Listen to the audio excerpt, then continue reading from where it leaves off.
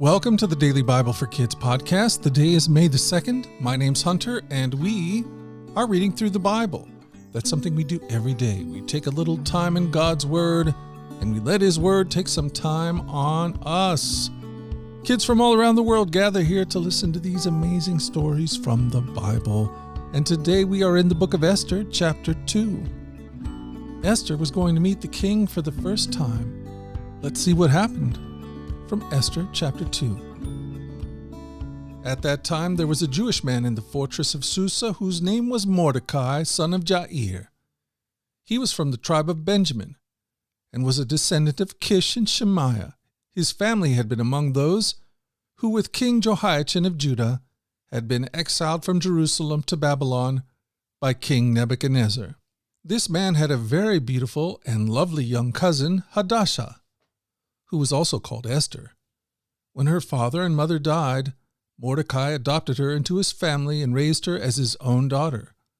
As a result of the king's decree, Esther, along with many other young women, was brought to the king's harem at the fortress of Susa and placed in Heggai's care.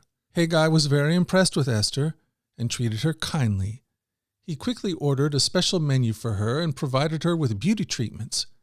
He also assigned her 7 maids specially chosen from the king's palace, and he moved her and her maids into the best place in the harem. Esther had not told anyone about her nationality and family background because Mordecai had directed her not to do so. Every day Mordecai would take a walk near the courtyard of the harem to find out about Esther and what was happening to her. Esther was the daughter of Abihail, who was Mordecai's uncle. Mordecai had adopted his younger cousin Esther. When it was Esther's turn to go to the king, she accepted the advice of Heggai, the eunuch in charge of the harem. She asked for nothing except what he suggested, and she was admired by everyone who saw her. Esther was taken to King Xerxes at the royal palace in early winter of the 7th year of his reign, and the king loved Esther more than any of the other young women. He was so delighted with her that he set a royal crown on her head and declared her queen instead of Vashti. To celebrate the occasion, he gave a great banquet in Esther's honor for all his nobles and officials, declaring a public holiday for the provinces and giving generous gifts to everyone.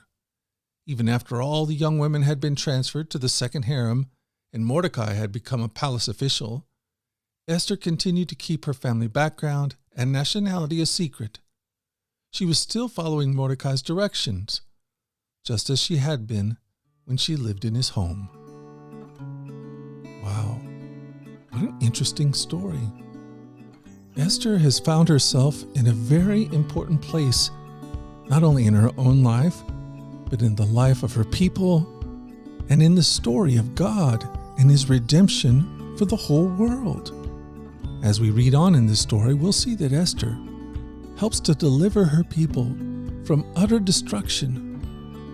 And in many ways, it's kind of a picture of the way that God has delivered us and saved us from those enemies who would destroy us.